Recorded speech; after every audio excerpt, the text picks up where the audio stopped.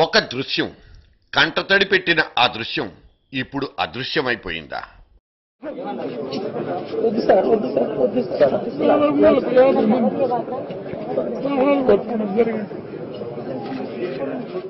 ఒక ఉద్యమకారుడు తాను కన్న కల సాఫల్యమైందంటూ కంటతడి పెట్టిన ఆ ఆనంద భాష్పాల వేళ ఆనాటి నిశిరాత్రిన ఢిల్లీ నుంచి చేసిన ఒక ప్రకటన తెలంగాణలో పటాకుల్ని పేల్చింది, చిచ్చుబుడ్లు వెలిగించింది.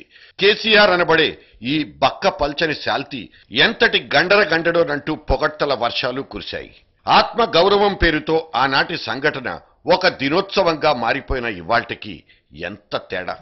చరిత్ర పేజీల్లో 2 ఏళ్ల నాటి ఆనంద హేళలు ఇవాళెక్కడ? చిదంబరం అనే ఓ వ్యక్తి రగిల్చిన ఈ చిచ్చు ఇంకా రగులుతూనే ఉంది. కేంద్రం ఆడుకున్న ఒక మాటల ఆట భావోద్వేగాల్ని రగిల్చి 2 ప్రాంతాల మధ్య బడబాగ్నిని రేపింది. జనజీవితంలో కొన్ని సంఘటనలు ఎంతటి చేదు జ్ఞాపకాల్ని మిగిల్చి వెళ్లిపోతాయో ఇంతకంటే వేరే ఉదాహరణ అవసరం లేదు. ప్రత్యేక తెలంగాణ రాష్ట్ర ప్రక్రియ ప్రారంభమైందంటూ ప్రకటించిన ఈ పెద్ద మనిషి సరిగ్గా 14 రోజులకు నాలిక మడత పెట్టేయడం తెలంగాణ వాదుల్ని నిరాశా నిస్పృహల్లోకి నెట్టేసింది. డిసెంబర్ 9 రగిల్చిన ఆశా నిరాశల మాటలెలా ఉన్నా సదరు సంఘటనతో సూపర్ మ్యాన్ గా మారిపోయిన కేసీఆర్ ఒక తిరుగులేని రాజకీయ నాయకుడిగా ముద్ర వేయించుకున్నారు. అయితే ఆ ముద్ర ఈ 2 ఏళ్లలో మాసిపోయి 2 ఏళ్ల క్రితం తాలూకు తగిలిన ఓ పెద్ద గాయం మిగిల్చిన చిన్న మచ్చలా మిగిలిపోయింది. వైఎస్ చనిపోయిన దాదాపు 2 నెలలకు కేసీఆర్ ఒక జైంట్ పర్సనాలిటీగా ఎదిగి ఆ తర్వాత ఇలా 2 ఏళ్ల తర్వాత తన భారీ అవతారాన్ని పూర్వస్థితికి తెచ్చుకున్నట్లు కనిపిస్తోంది. తెలంగాణ ఉద్యమం మాటేమో కానీ సదరు ఉద్యమం కొంతమంది వ్యక్తులు, పార్టీలు రాజకీయంగా ఎదగడానికి భేషుగ్గా పనిచేసింది. ఒక అద్భుతమైన ప్రొఫెసర్ జయశంకర్ నిష్క్రమించి ఇంకో ప్రొఫెసర్ చేతిలోకి మొత్తం ఉద్యమం బదలాయించబడిన దృశ్యాలు మనకిప్పుడు స్పష్టంగా కనిపిస్తున్నాయి. రాజీనామాలు చేస్తే ఢిల్లీ దిగొస్తుందన్న ఒకే ఒక సిద్ధాంతం ప్రాతిపదికగా ఎడాపెడా నాటకీయ పరిణామాలు చోటు చేసుకున్నాయి. అంతకు ముందే కొంతమంది నాయకులు చేసిన రెచ్చగొట్టే ప్రసంగాలకు ఉద్రిక్తులై అన్యమనస్కులై యువకులు ప్రాణత్యాగాలకు పాల్పడిపోయారు. ఈ చీకటి రోదన ఇంకెన్నాళ్లంటూ నిలదీయడానికి గుంపులు గుంపులుగా ఢిల్లీ చక్కర్లు కొట్టి భంగపాటుకు గురై వెనక్కి తిరిగి రావడమూ కనిపించింది. ఉద్యమానికి ఆందోళనకు తేడాలు చెరిగిపోయి ఒక అయోమయం చోటు చేసుకుంది. ఒకే వేదిక మీద నుంచి పోరాడాలనుకున్న వాళ్లంతా తలా ఒక స్టేజీ ఎక్కి ఒకళ్ళ మీద మరొకళ్ళు దుమ్మెత్తి పోసుకోవడము జరిగిపోయాయి. గద్దర్ది ఒక బాట, విమలక్కది ఇంకో మాట, తెలుగుదేశం తెలంగాణ తమ్ముళ్ళది మరో పాట, చివరాఖరికి ఇదిగో ఈ మందకృష్ణుడిది ఇంకో రోటిపాట.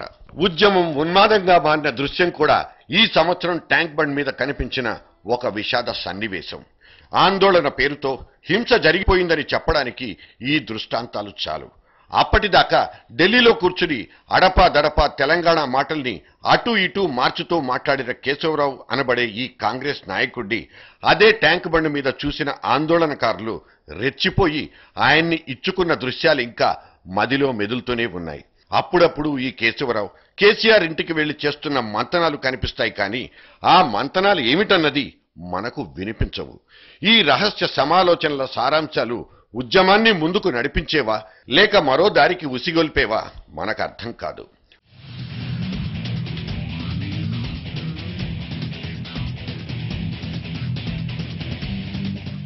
ఒకే భాషను మాట్లాడే వాళ్లకు 10 రాష్ట్రాలున్నప్పుడు ఒక్క తెలుగు భాషకు 2 రాష్ట్రాలుంటే తప్పేమిటన్న లాజిక్తో తాజాగా వచ్చిన ఓ తెలంగాణవాది ప్రకటనలో తప్పు పట్టడానికి ఏమీ లేదు. ఇది మన్మోహనుడు ఆ మధ్య తెలంగాణకు విమానం నుంచే ఎగరేసిన ఎర్ర జెండాకు రిటార్ట్ అయ్యుండొచ్చు. అప్పటిదాకా ఇదిగో తెలంగాణ, అదిగో ఫోను, అవిగో ఫైనల్ ఫైసలా అంటూ స్టేట్మెంట్లు ఇచ్చుకున్న కేసీఆర్ మన్మోహనుడి మాటతో తన పంధ మార్చుకున్నట్లు కనిపిస్తోంది. ఒక తిరుగులేని తెలంగాణ నాయకుడిగా ఎదిగి ఇలా అతికి అతకని మాటలు పలకడం ఒక చోద్యంగా మిగిలిపోయింది. ఏదైతేనే ఇప్పుడు ఆయన పార్టీ రేపొచ్చే 2014 ఎన్నికల వ్యూహాల్లో మునిగిపోయిన సన్నాహాలు సాక్షాత్కరిస్తున్నాయి. సకల జనుల సమ్మెతో సాధించిందేమిటో గాని సాధారణ పౌరులు పడిపోయిన ఇబ్బందుల్ని, కష్టాల్ని కోదండరాం వంటి వాళ్లు ఏ త్యాగాల ఖాతాలో జమ చేశారో ఇప్పటికీ అర్థం కాలేదు. మొత్తానికి ఈ 2 ఏళ్లలో కేసీఆర్ తన రాజకీయ బలాన్ని అనూహ్యంగా పెంచుకోగలిగారు. విచిత్రం ఏమిటంటే మొన్నటి బాన్స్వాడ ఉప ఎన్నికల్లో ఆ పార్టీ అభ్యర్థి గెలిచినా అక్కడ డిపాజిట్లు కూడా దక్కవనుకున్న కాంగ్రెస్ కు 30% ఓట్లు పోలైపోవడం. కేసీఆర్ రేపటి ఎన్నికల్లో నిజంగా ఏకఛత్రాధిపత్యం వహిస్తారనే వాదనలకు ఇటువంటి రిజల్ట్స్ చెక్ చెప్తాయి. ఇక తాము కూడా తెలంగాణ జెండా చేత పట్టుకుని తమది తమ నాయకుడిలా 2 కళ్ల సిద్ధాంతం కాదంటూ రాద్ధాంతం చేస్తున్న తెలుగుదేశం తెలంగాణ తమ్ముళ్లు భవిష్యత్తులో తమ రాజకీయ జీవితం ఇబ్బందుల పాలు కాకూడదని మాత్రమే ఆ పని చేస్తున్నారనిపిస్తుంది. ఎవరి భాషలు భాష్యాలు వాళ్ళవి. ఇవన్నీ సగటు తెలంగాణ ఓటరు మనోఫలకం మీద అసలు ఏమన్నా ప్రభావం చూపిస్తాయా అన్నది మన ముందున్న ఒక పెద్ద సందేహం.